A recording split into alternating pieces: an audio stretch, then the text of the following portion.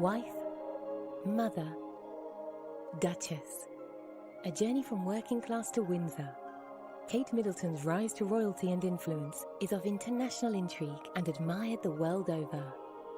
Taking her place on the global stage overnight, tying the knot with the Duke of Cambridge, and swiftly making monarchy history in the form of their firstborn and third in line for the throne, Prince George Alexander Louis, we document her incredible journey and delve into the often undisclosed but sought-after history of who now is known worldwide as the Duchess.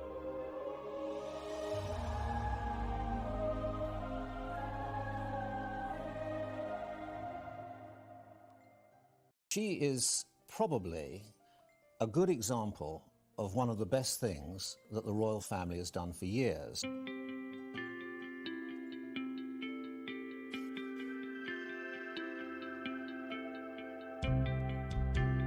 She is a very beautiful young woman who's very intelligent and rather polished.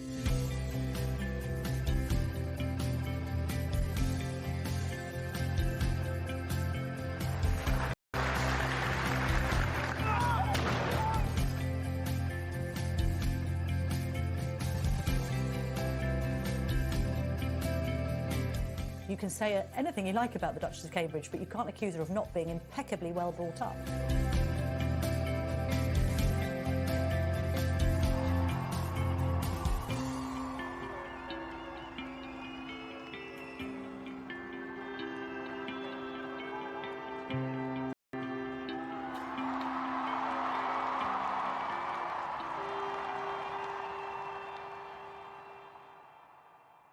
Born the eldest sibling of three, Catherine Elizabeth Middleton was born in Berkshire, England. Raised by mother and father, Michael and Carol Middleton.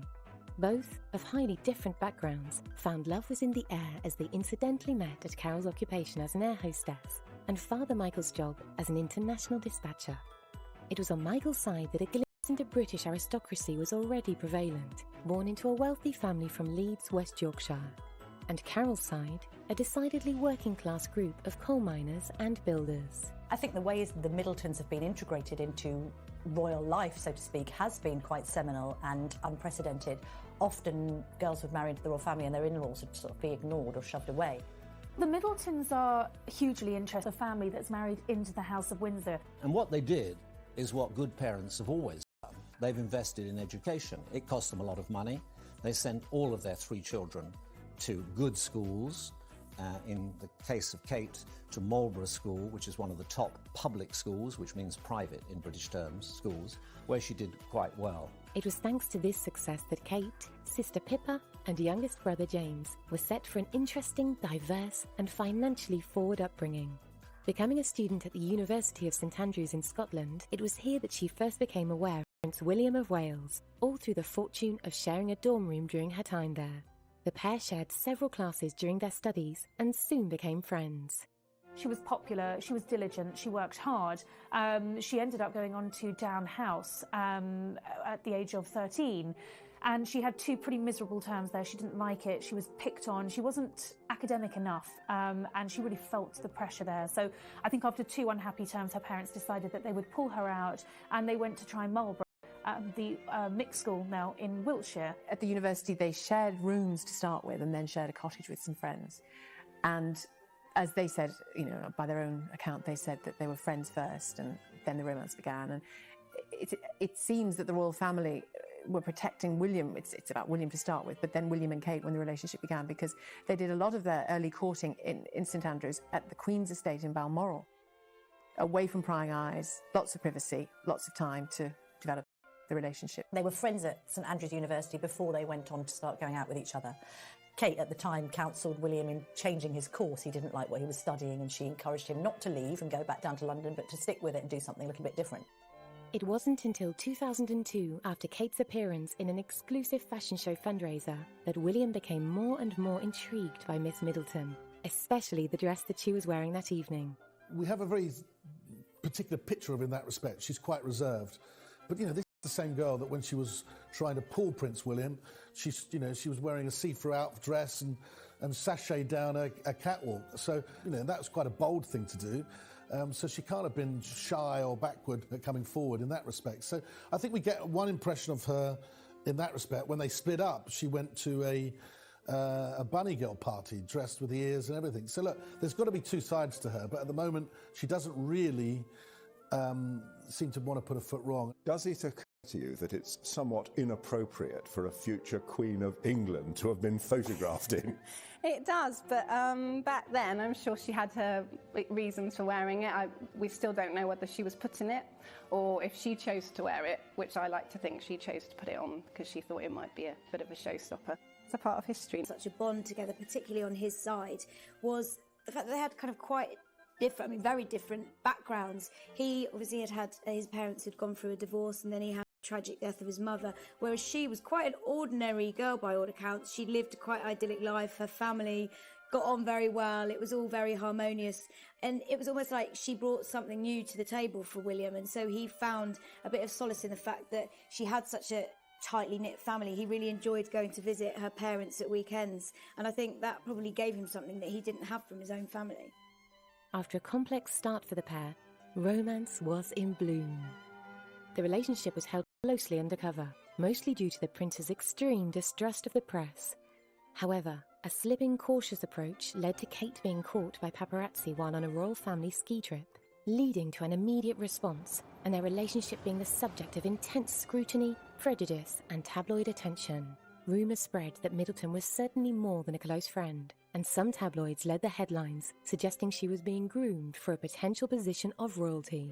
What you have with William is a guy who has learnt lessons, and there's really nothing any of those grey-suited men from Clarence House could genuinely tell William that he doesn't already know about the press. And he understands the media. He understands that as a royal, you're never going to be elected. But that doesn't mean that public opinion isn't incredibly important to you and your longevity. And William, I think, really understands that. He gets it. He is very, very open and willing to forge relationships with the press. But he wants it on his terms, and he does not want a repeat of what we saw with Princess Diana. At all times, they were highly discreet. They were almost never seen together.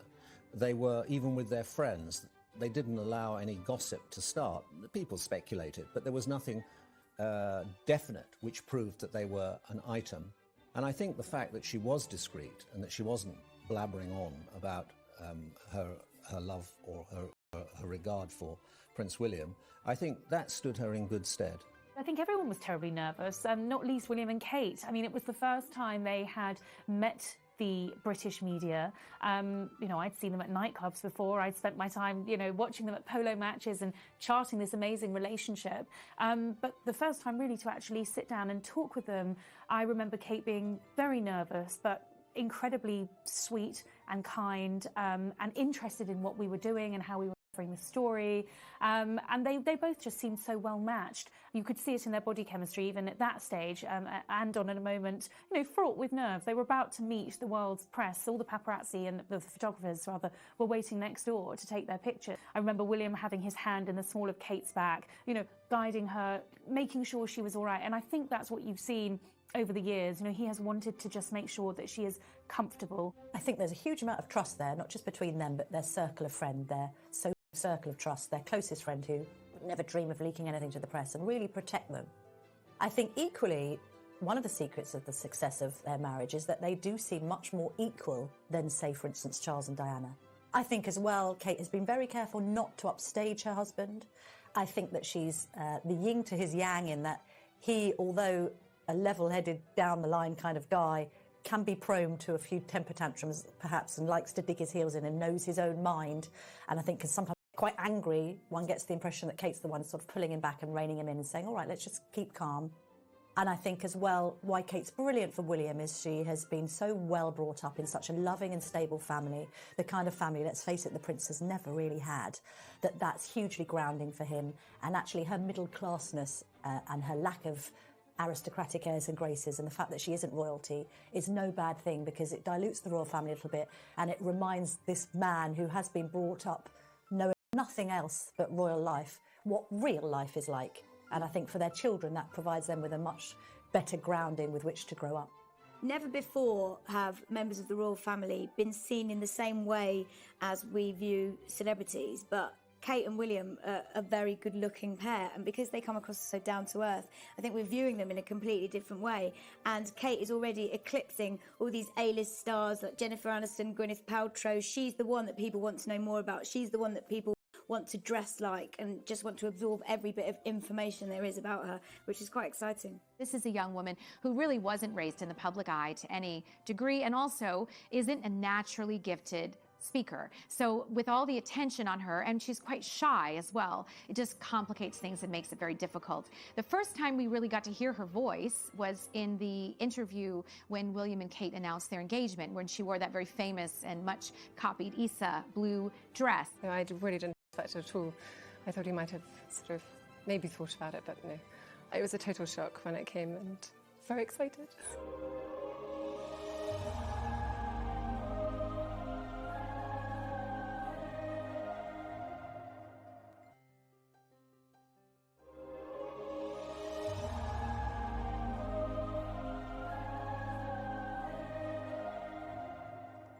William a couple of times kind of answered the question for her that she asked, or corrected something, and was obviously very protective of her. She was not comfortable, very clearly, speaking on camera.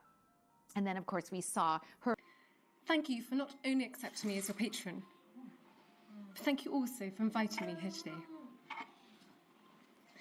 You have all made me feel so welcome, and I feel hugely honoured to be here to see this wonderful centre. I'm only sorry that William can't be here today.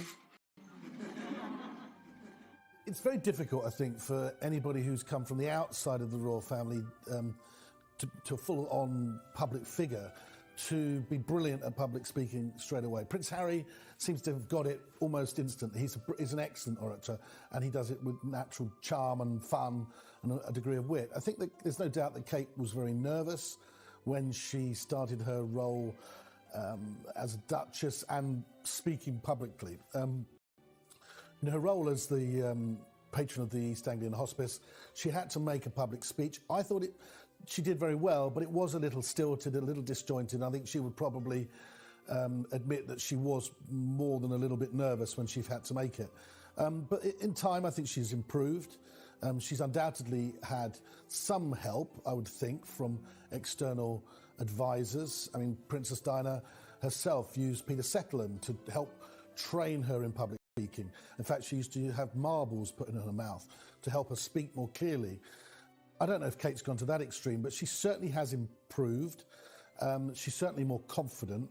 And from the time I saw her when she delivered her first speech to the one she delivered in Singapore, she was much improved. The couple's official engagement was announced in November 2010 during a vacation to Kenya, where William presented Kate with his mother's engagement ring. William's decision to give Kate his mother's engagement ring, for outside observers, we might look at that and say, that wasn't a great marriage, really, on the grand scheme of things. I think what it means for William has a far more intimate meaning. Prince William will rarely ever talk about his mother publicly. He will very, very rarely do anything to kind of draw comparisons with him and his mother. And certainly he hates the thought that Kate might be seen as the new Princess Diana. But his decision to give her his mother's engagement ring, I thought, was very significant, because it sort of showed that William wanted his mother on his big day to be right there at the very heart of what was going on. And actually it was quite, in a non-sort of soppy way, I thought it was quite touching. And the ring gives us all permission to look again at this union, particularly because Charles and Diana's marriage went so bad and began, we now know, on such rocky foundations. It may be that we're imagining it, we're just hopeful and optimistic, but it looks like this one is different. It looks like this one is very much, people would have inevitably made those comparisons privately. I felt on the day when it was obvious that was the ring he'd given her, I felt that was his way of taking control of that narrative and taking control of that story. That's what I think it was. William and Kate, to me, are about the future. I don't like to look back and compare her to Diana, because she is her own woman, and William and Kate, I think, have their own idea of what they want to do. The couple then announced plans to live in North Wales, where Prince William was stationed with the Royal Air Force, after their marriage. Well, actually, William has got a kind of cake-and-eat-it scenario because he's gone and retrained as an air ambulance pilot, which means he can remain flying, which is his first love. It also means he can have a career aside from the royal family, and it's in a perfect arena, of course, because he's going out and helping to save lives. Well, before I started Search and Rescue, I had a little brief introduction to it, and it was immediate to me.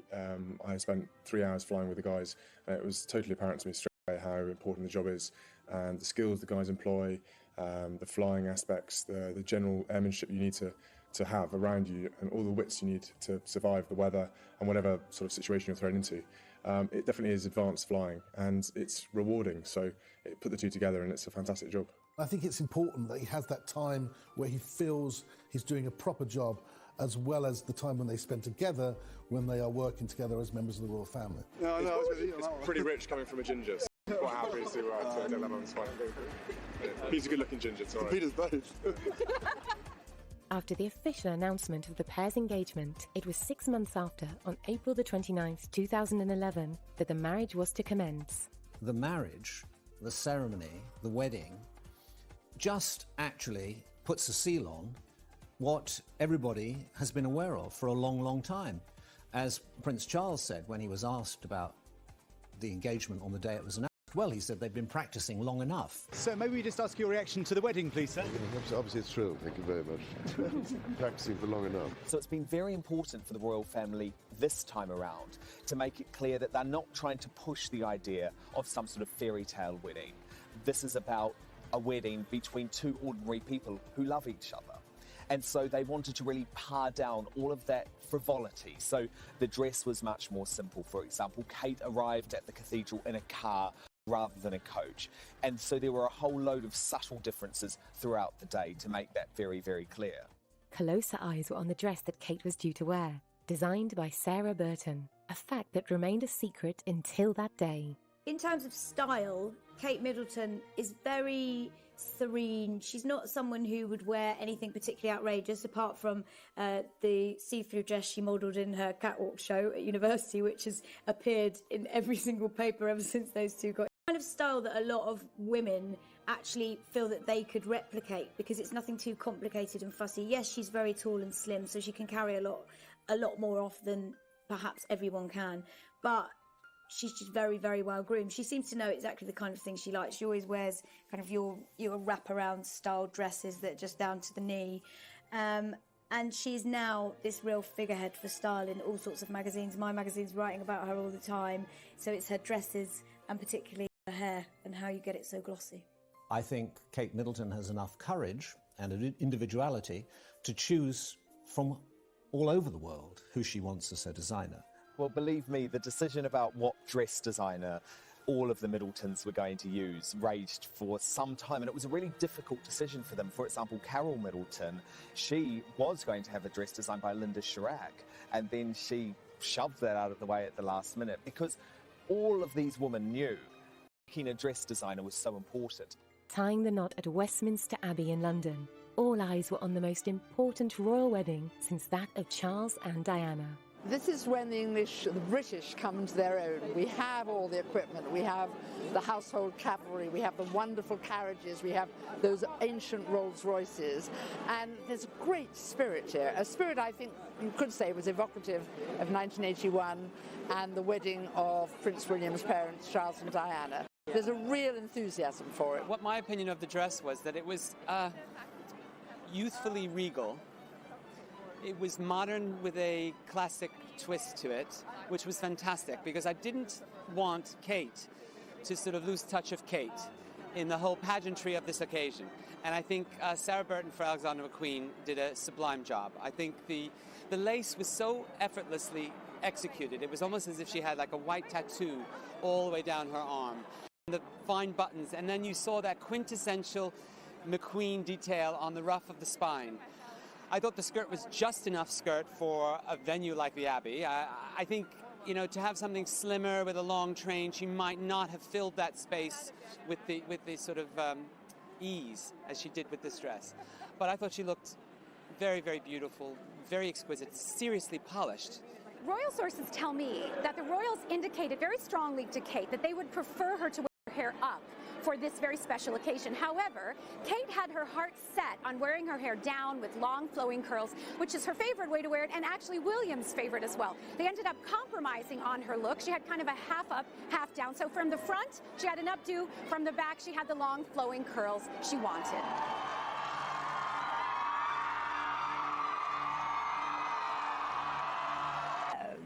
A fairy tale to lift your spirits in this world today, isn't it?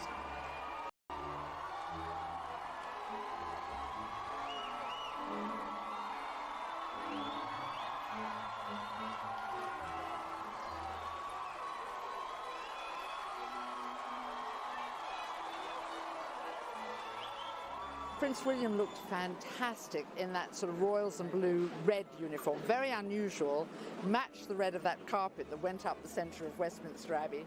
He looked marvellous, and the white gloves when he was waving at the crowds, he looked the dashing prince. If only he could have ridden up to Westminster Abbey, he would have been the perfect prince, wouldn't he? William and Harry, when they came out, I mean, it was all about metallics, wasn't it? I mean, especially with Harry, with the gold braiding and frogging. I thought William's choice of the red was fantastic. I mean, Kate's heart must have gone pitter-patter completely when she saw her prince standing there. And I caught that glimpse of Harry when he took a sideward glance at seeing Kate while William turned the other way, and he said, his brother, she's beautiful. And that was really, really charming between the two boys. And it was very important to Kate that William be surprised when he saw her. And he certainly seemed to be even getting a touch emotional when he turned and finally looked and saw his bride. Of course, Harry at his side was peeking the whole time and even was overheard saying to William, she's here, she's here.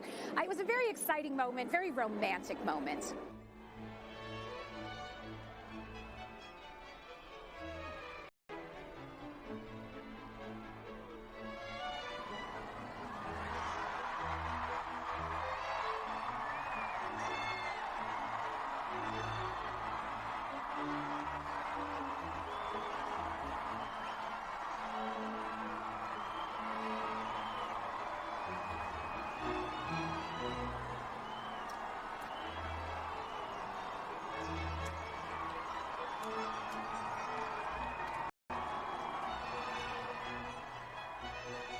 Kate was met by Queen Elizabeth shortly before the wedding, in which it was conferred that her royal title would be Catherine, Her Royal Highness, the Duchess of Cambridge.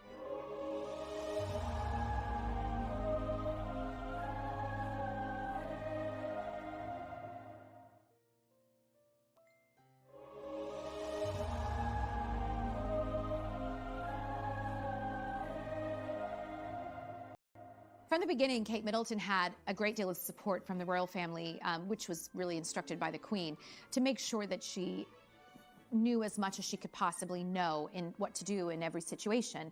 Bearing in mind, of course, she didn't really grow up in this world. There were things like learning how to get out of a carriage without exposing your modesty, and things like that you would never think you would have to learn. But of course, a woman in her position would certainly need to know how to weigh down the hem of your dress to make sure it doesn't blow in the wind. There were all kinds of small details, little bits of etiquette, how to sit, who to curtsy to, who not to curtsy to, what fork to use, whatever else, that they felt she needed to know. She was actually given lessons on how to be a royal wife. Kate hopefully stepping up a little bit more and taking on more responsibilities in her own royal role and growing in confidence into her royal role. It is still early days, but I think there's a sense that we want her to perhaps reach out a little bit further than she has done. But it's going to be softly. They're in no rush, that couple. People forget William isn't heir to the throne, his father is. He's second in line, so there's still time. And the Queen is still going as strong as ever. So at the moment, I think maintaining the status quo is key. You know, once you married into the royal family, you became a Windsor, and that was that. Well, it was different when Kate and William got married. And when William asked Kate to marry him, he made it very clear that she wouldn't have to leave her family behind her once she married into his family, promised that they'd always stay a part of the family, and they have done, whether it's joining the Queen at Ascot or being on an important barge within the Queen's fleet at the Diamond Jubilee celebrations. Given she is a commoner, the royal family have a high opinion of Kate. Prince Charles in particular was close to her from the early days.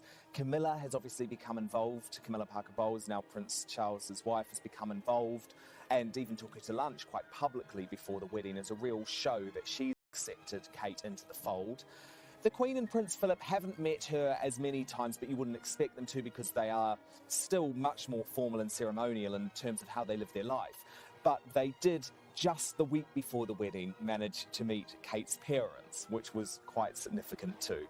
Given the history of previous royal weddings, the question was how sustainable the relationship between William and Kate was going to be, and how long their partnership would last. However, it was clear that this was not your average pairing, and it was an opinion held high that their romance and longevity as a husband and wife showed no signs of stopping. I think the prospects for William and Kate's marriage are extremely good, and the reason I think that is because, quite uniquely for a royal wedding, their relationship grew out of cold winter nights spent in a university digs having spaghetti bolognese and talking about anything other than being a prince or princess. Their relationship has grown out of being just William and Kate, and I think that that's something that throughout their married life, as much as they can, they will try and retain, and if they do, then the prospects for them staying together for a long time will be very good. I think Kate and William have a good chance of making this work. They are both very committed to the monarchy. Kate has proven herself to be a team player. She's proven herself to be discreet. She's also proven that she's willing to put her own interests behind the interests of her husband. I think also they've been together for 8 years. They've seen each other through a variety of circumstances, and William seems to be doing a much better of preparing Kate for royal life than Charles did for his mother. So Kate has a support system in William. She has a support system in her family, which Diana also didn't have. And she has a man she's known for 8 years, and she spent an awful lot of time getting to know. I think they've got a good shot. They're a stable, happy family. They represent what is good about marriage and what is good about having an extended family. And the royal family themselves, that is part of their role. I'm sure the Queen is delighted with that. It's tough being married. Whether you're a prince or you're a pauper, it's tough. You have to work at it. It's a constant renewal every day. I'm sure that they will have their problems. They've had some problems in the past, but they've come through those problems. And as they say famously, what doesn't kill you makes you stronger.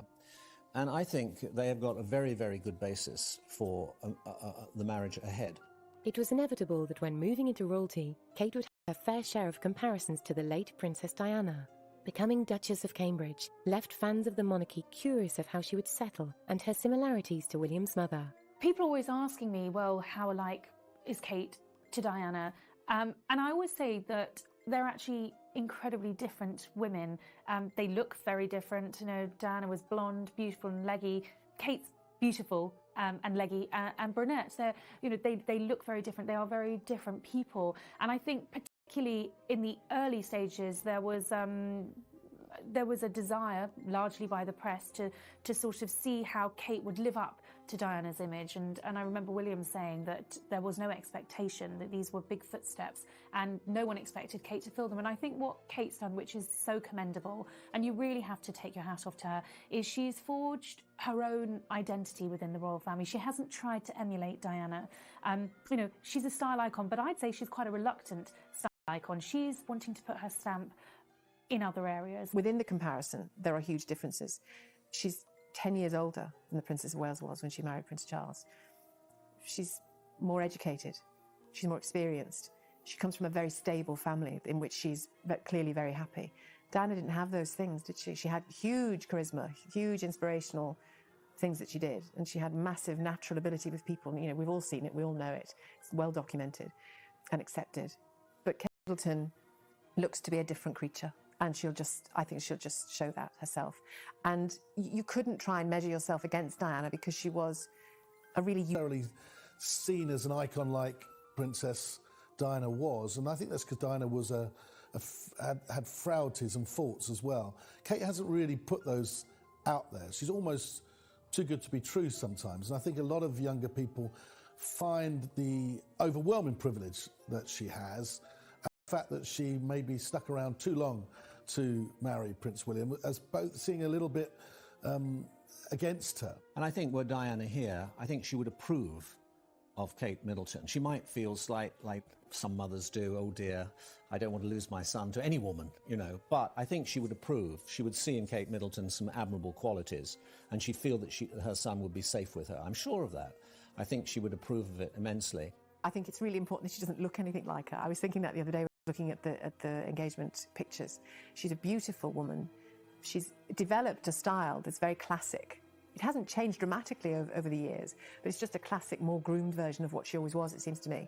Whereas Diana she was that coltish teenager, wasn't she, who didn't have a sense of style, wore clothes that were 20 years too old for her to start with. She really got it a few years down the line. That was her, one of her huge successes was fashion. But I think Kate Middleton's a different life story altogether, and I think that will be the bedrock of how she copes with that comparison, because there is no comparison to be drawn. I think that's the ultimate cushion on which she can fall. Humanitarian work played an important part in Princess Diana's life, both at home and abroad. Her interests were reflected in the organisations of which she was patron or president. With her impact on such admirable work, it was seen fit that from Kate's turn from fiancée to Duchess, she would also hold a pivotal role in similar contributions.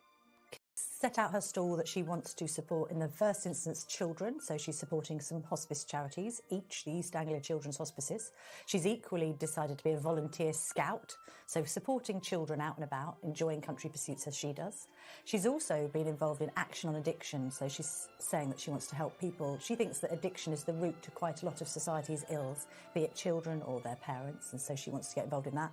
And also, because she studied history of art and is a keen artist and photographer, there's her patronage of the National Portrait Gallery and other artistic pursuits. And she's mixed them a little bit, so she also supports a cause called the Art Room, which helps children, gives children therapy through the medium of art.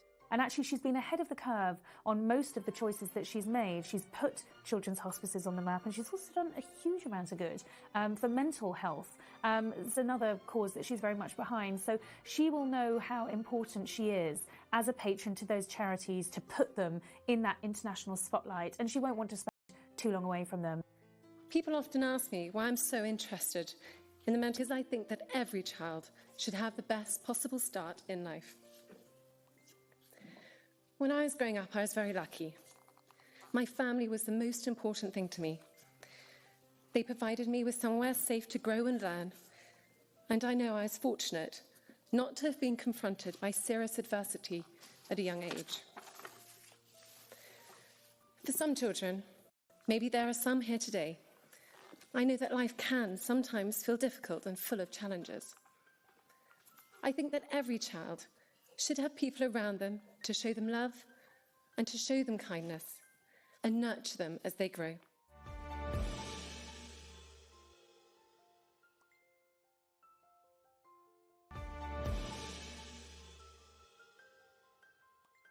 The challenge that so many people have is not knowing how to take that first step of reaching out to another person for help, admitting that they're not coping. Fear or reticence, or a sense of not wanting to burden another, means that people suffer in silence. The importance of support for these charities is no more prevalent than the work that Prince Harry has accumulated over the years. The conservation of wildlife, promoting sport amongst the young, and healthcare across all nations. Kate has had to put in a great deal of work to do the same. However, this is no competition, as Kate and Harry have a long history together, of which she has gained support, been able to confide in, and most of all, a friendship. Well, Harry and Kate have a very warm, affectionate relationship. You know, Harry grew up without a sister and without a mother to a great degree, and Kate gives him a feminine perspective and a feminine touch that he really was lacking, I think, growing up. And it's really nice for him to have that kind of family member. One thing I've noticed ever since Kate was on the scene is the closeness and the fun between them with her and Harry. I remember even the Garter ceremony in Windsor, where Prince William was all dressed up in the fine robes of the 12th century Garter order, and you could see William looking all very serious, but also Kate and Harry were in the audience, and he was just digging her and joking and making fun of his brother. And I'm sure that happens quite a lot, because he is a joker, he is fun, and it's quite a good relationship, I think, for her to have Harry as a brother-in-law. Prince Harry is somebody that's this lovable rogue. The British press can't get enough of him because he's this real naughty character, and you've never known a member of the royal family to behave like him. He's the one you can always rely on for making the biggest gaffes possible. He'll turn up to a party in a Nazi uniform, completely unthinking about what he's doing. He'll go to lap dancing clubs. He's always seen stumbling out of nightclubs looking very squiffy-eyed. You can guarantee he's the one that's probably the last person standing, the last person to have the drink. And I think Prince William is the heir and Prince Harry is the spare. Friendships within the royal family and charity contributions aside, the question on the lips of the nation after William and Kate tied the knot was how long it would be until the world would see a royal baby. For some, it was an agonising wait, until an official announcement in December of 2012 that the Duchess was pregnant. Obviously, there'd been an awful lot of anticipation as when Kate was going to announce that she was pregnant. I mean, in fact, I think the announcement was suggested for about 6 months beforehand. Everyone was writing in the papers that she was pregnant. The palace had put out the official announcement as she was en route to the hospital because she'd had problems with the pregnancy, and it was felt that William and Kate didn't want to even tell the Queen or Prince Charles that she was pregnant until they were absolutely certain everything was okay. The birth announcement for Prince George did not go according to plan. Kate was forced to announce prior to being 12 weeks pregnant that she was in fact expecting because she was hospitalized for very, very severe morning sickness. You know, William and Kate had talked at length about how they wanted to make this announcement to the world, and it certainly wasn't going to be this way and at that stage in the pregnancy. Most celebrities, particularly royals, wait until that first trimester is finished before they make any happy announcements. But because Kate was taken very suddenly to the hospital because of her severe morning sickness condition, the palace was forced to issue a statement as to why she was there, and the news of the pregnancy was leaked.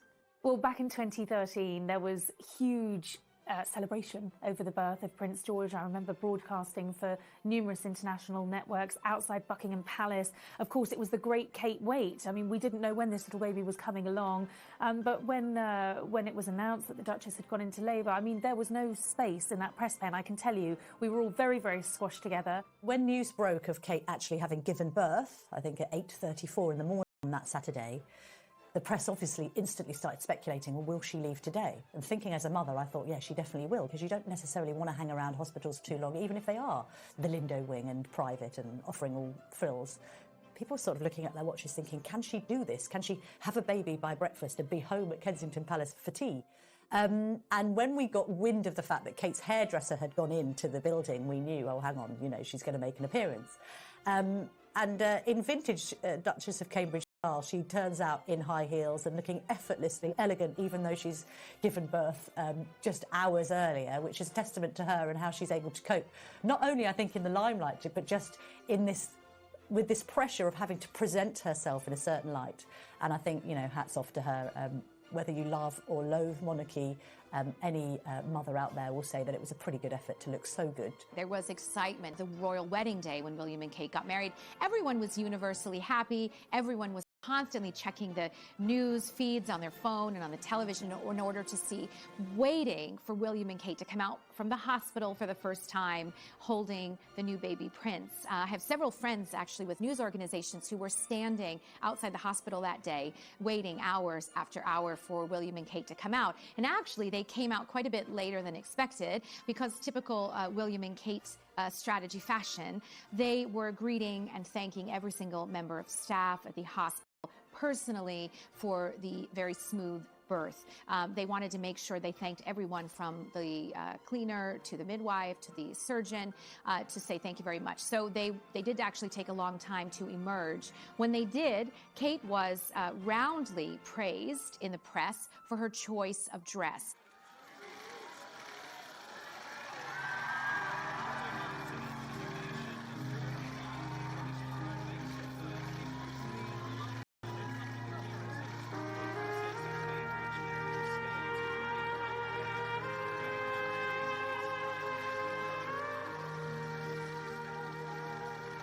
I think it's just wonderful. It's lovely that generations are going on, and William and Kate are just such an asset to the royal family, and Harry as well.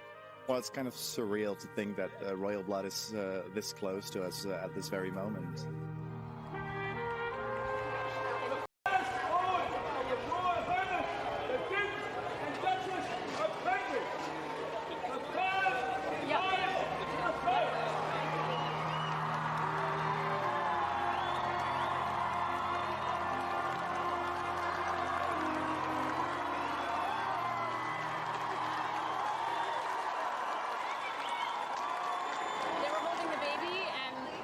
So beautiful and happy.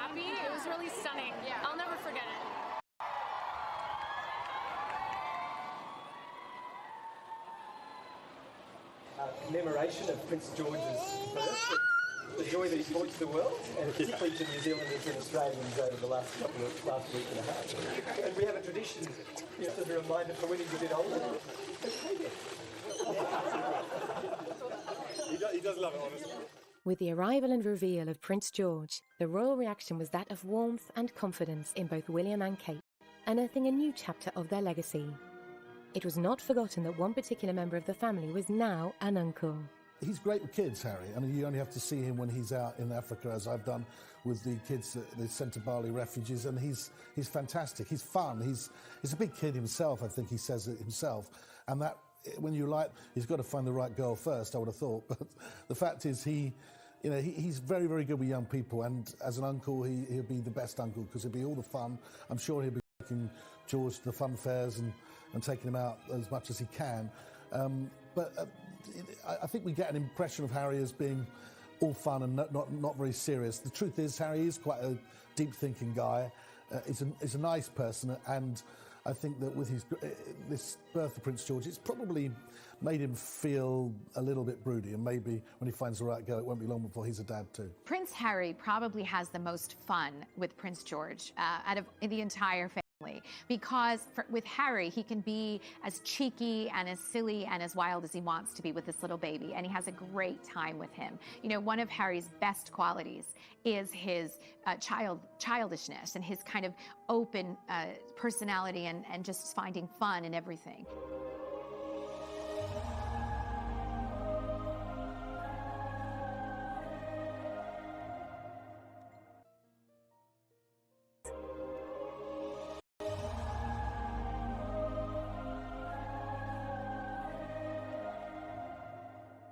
And he really connects with George because George, from all accounts, is a baby with a huge personality and character. He doesn't just take a bath, he's splashing, constantly trying to get all the water out. George is a really fun, free-spirited little boy. And I think Harry very much has that personality, and those two have a fantastic relationship. There's no question that Harry's going to be the favorite uncle, possibly the favorite person for George, because he's so much fun. Another curiosity of the general public after Prince George's birth was that of following in royal footsteps, most notably the path of education he would lay and the social interactions he would have with other children born into royalty. Friends form the basis of a healthy maturity and are a key factor in development, so the curiosity stood strong as to who George would spend his early years playing alongside. In answer to who will be the royal baby's friends, well, obviously William and Kate have got their own friends who've got children of similar ages, so playdates have been arranged with them, and equally George's godparents have their own children. So they'll be mixing there in a social setting. Equally, you might have to remember that there are other great-grandchildren now that are of a similar age. So William's cousin, Peter Phillips, has got 2 daughters. You've got Zara Phillips, who is Prince George's godmother. She's got a little girl, Mia. Apparently, when those 2 babies got together and had a play date, it was, according to Mia's father, Mike Tyndall, the rugby player, absolute carnage, and food was being thrown around and not going in either of the babies' mouths.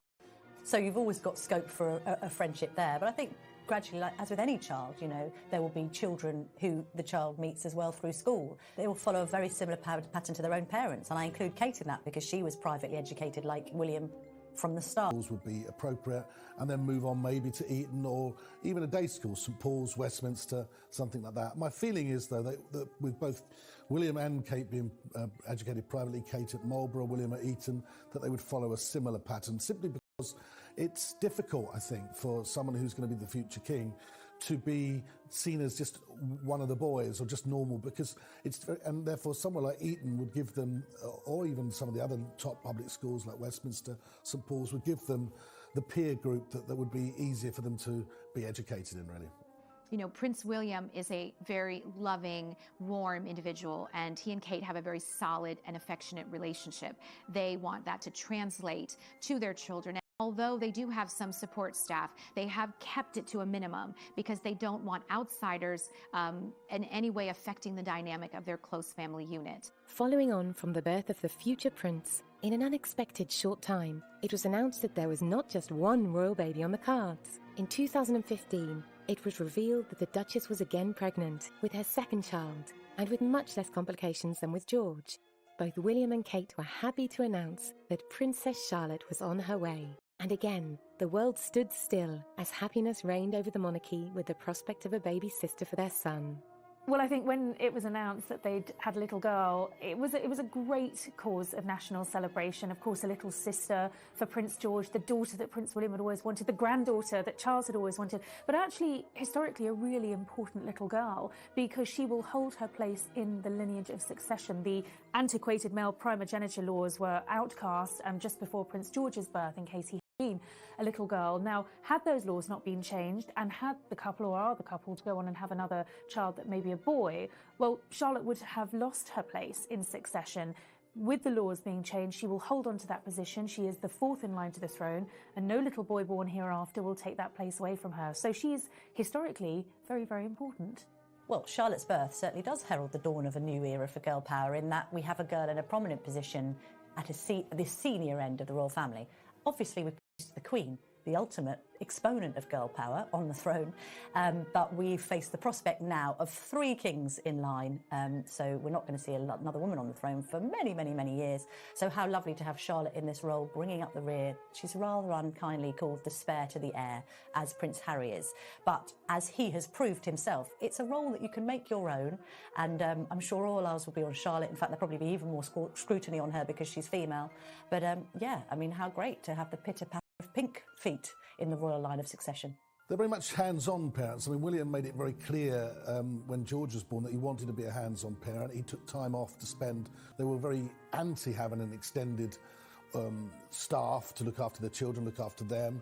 But I think as time has gone on, they've realised they do need that extra help. They can't just rely upon, say, Carol, Kate's mother, and other members of the family. They do need that because they're very much in the public eye. But William, in particular, wants to be a hands-on parent. Kate, too, doesn't really want to pass on the responsibility of motherhood either. But, when you're in the royal family, when you're in the public eye, it's very, very difficult to do everything. And I think that even Kate and William have found that. And so they are now realising that it's important to have the extra help that they require. I absolutely love it, and it's actually what I thought would be the name. I mean, Charlotte was picked as one of the top names that they predicted, and of course to have Diana in the name, it's perfect.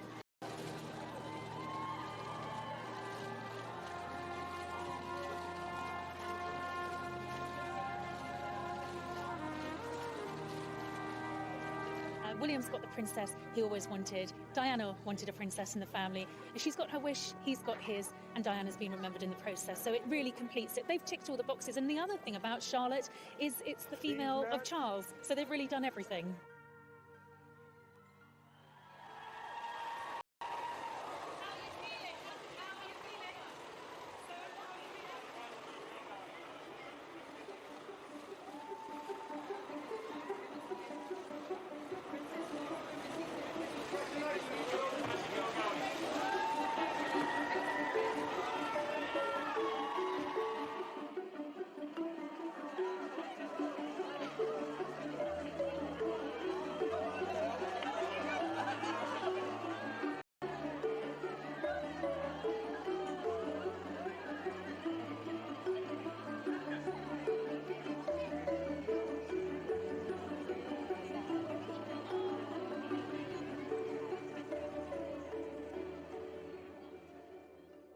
Defying the odds set against her, the Duchess of Cambridge has proven to the world that she could not be more deserved of her position, and it is worldwide acclaimed that her commitment and love to Prince William allows this fairy tale to continue its life. The shock of Princess Diana's death and tumultuous time when married to Prince Charles is now seen as merely a shadow in the future of the royal family.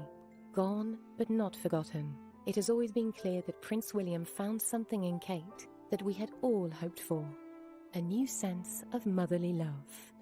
You have to remember that as much as Princess Diana is famous for her warmth and just closeness to her boys, they very much did not have a secure, stable, warm family environment growing up. Their parents were divorced. There was very acrimony. There really wasn't a kind of a happy family for either of those boys. And seeing it in the Middleton family has made a fantastically huge impact on William, and it is precisely the kind of dynamic that he wants to bring into his own family life. Kate has made William so happy.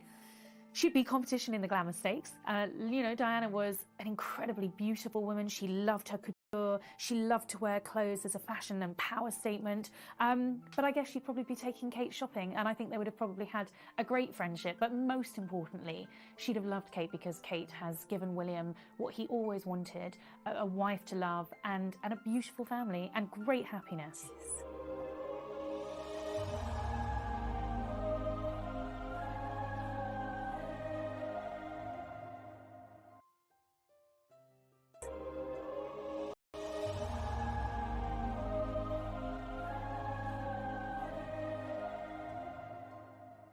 I think that Kate Middleton will be the people's princess.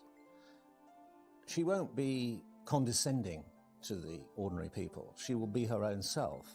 But I think there'll be a lot of people who can identify with her and her background and where she's come from. And particularly as she succeeds in the job, I think they will warm to her. They will see that she hasn't gone out in order to get a prince. They'll see that it's been a mutually arrived at relationship. And they will recognise that, for once, this is a love match.